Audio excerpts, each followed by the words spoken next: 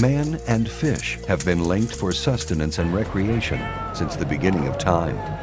So much so that a world without fish would be unthinkable.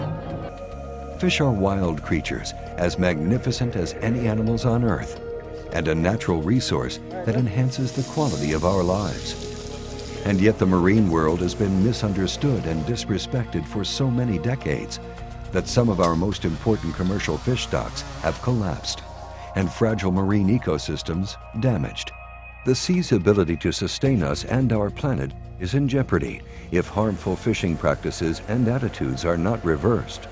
Just as our natural resources and wildlife on land are limited, the sea does not hold an endless supply of fish. As stewards of our planet, it is our responsibility to protect and conserve these marvelous beings today and for generations to come. Which way did she go?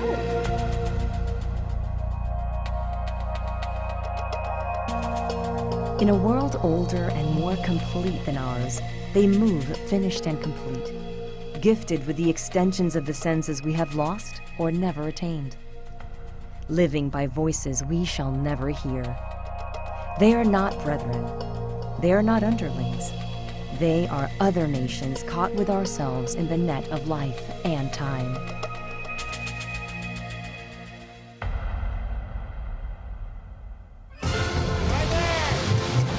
Nice fish. Founded by conservation-minded anglers in 1973, the National Coalition for Marine Conservation, or NCMC, has worked tirelessly and exclusively on marine fish issues, with one singular purpose: to preserve the health of the resource so there will always be plenty of fish in the sea. A respected leader in marine conservation, NCMC has had a huge influence on how people think about fish and how they go about tackling fish issues.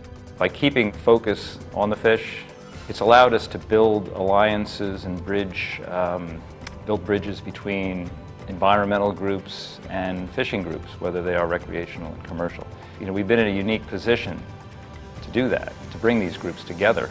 We've realized that as we've expanded our knowledge of marine life, it's really expanded our circle of concern for all marine life, because we realize that everything is connected. We try to define the problems that are out there, and we assess what are the risks from this. To the ocean, to ocean life, to fishing. We can then take that to whether it's to the fishery managers, to other organizations, and you're presenting somebody with not just a problem but a solution to it, and you're much more likely to get some action.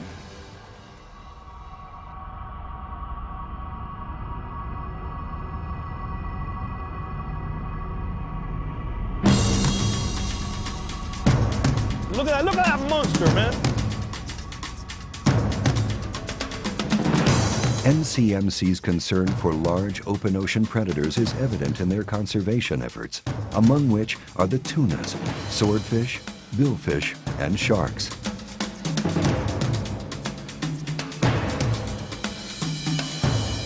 Thanks to the effectiveness of NCMC's Bring Back the Big Fish program, regulations have been passed in the last decade that protect these ocean giants from overfishing and indiscriminate fishing practices, thereby increasing their populations. For example, up until the 1960s, swordfish were sustainably caught by commercial and sport fishermen using harpoons and rod and reel. But this once plentiful fish almost disappeared from coastal waters in the 70s and 80s with the growth of commercial longlining, the practice of dropping multi-hook baited lines in the deep sea for stretches of 20 to 45 miles. Faced with the equivalent of an underwater minefield, the swordfish had little chance of survival. And by the 1990s, the adult population had dropped by 66%, according to U.S. fishery scientists. Adding insult to injury, these drift longlines caught other species of big fish, including white marlin, bluefin tuna, sharks, and dolphin fish, not to mention a wide array of other accidental bycatch like endangered turtles and seabirds.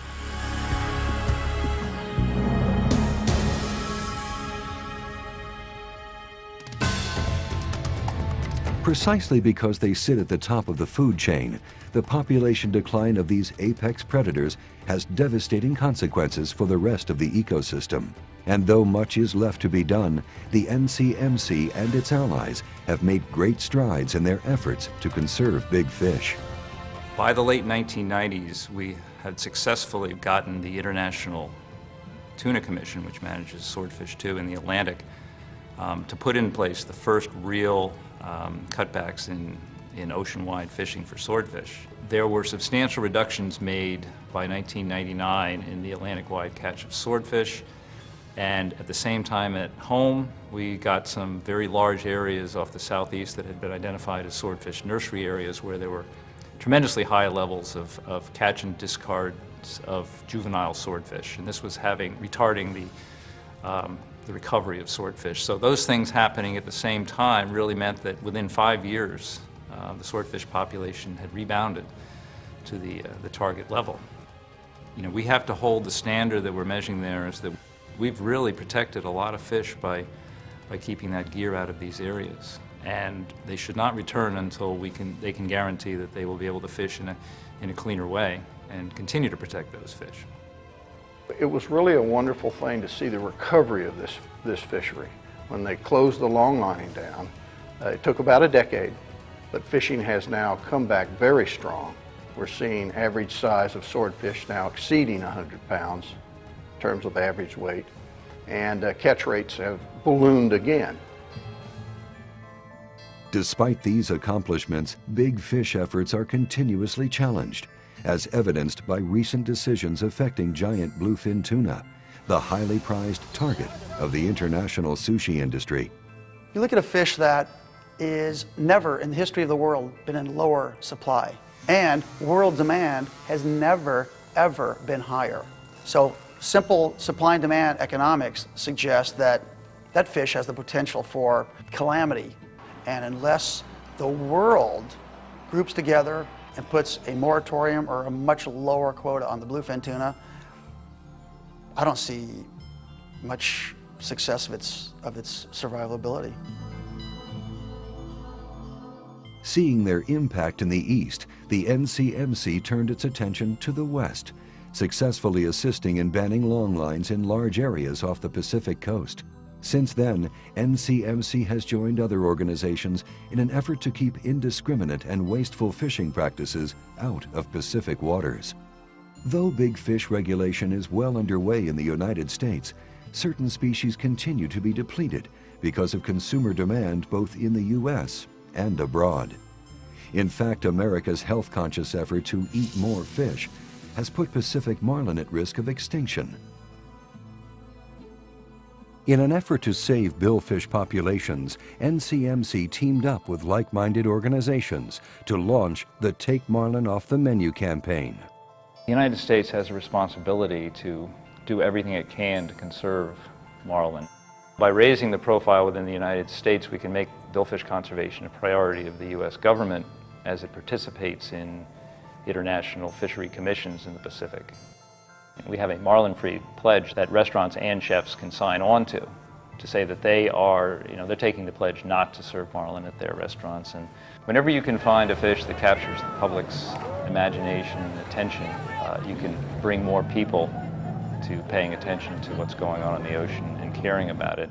They have a tremendously important economic value to the recreational fisheries in the United States. Again, these catch and release fisheries that have a negligible impact on the stocks, but because of the amount of fishing, it actually provides many, many millions of dollars and jobs to the U.S. economy.